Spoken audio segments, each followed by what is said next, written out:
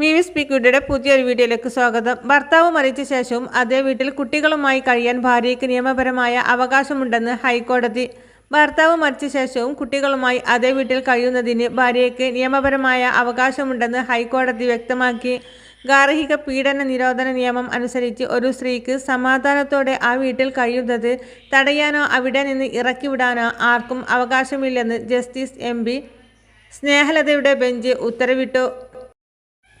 ഭർത്താവിൻ്റെ സഹോദരങ്ങളും അവരുടെ ഭാര്യമാരും ഭർത്തൃമാതാവും ചേർന്ന് തന്നെ ദ്രോഹിക്കുകയും വീട്ടിൽ നിന്ന് ഇറക്കിവിടാൻ ശ്രമിക്കുകയും ചെയ്യുന്നു എന്ന് കാണിച്ച് പാലക്കാട് സ്വദേശിനിയായ ഒരു യുവതി നൽകിയ ഹർജിയിലാണ് ഈ സുപ്രധാന വിധി.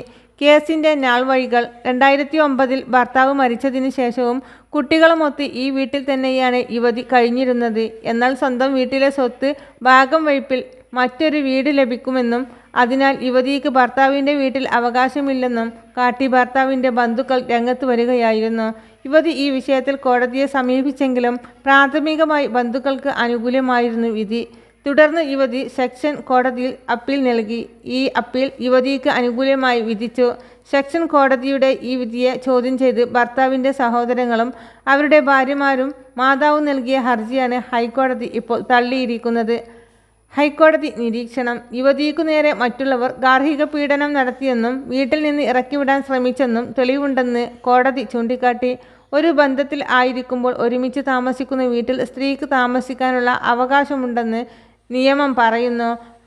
ഇത് ആ വീടിന്മേൽ സ്ത്രീക്ക് നേരിട്ട് അവകാശമുണ്ടെങ്കിലും ഇല്ലെങ്കിലും അവിടെ താമസിക്കാൻ അവകാശമുണ്ട്. താമസിക്കാനുള്ള അവകാശം നിയമപ്രദാനം ചെയ്യുമ്പോൾ സ്ത്രീയെ ബലമായി ഇറക്കിവിടാനോ ദ്രോഹിക്കാനോ പാടില്ലെന്ന് നിയമം വ്യക്തമാക്കുന്നു.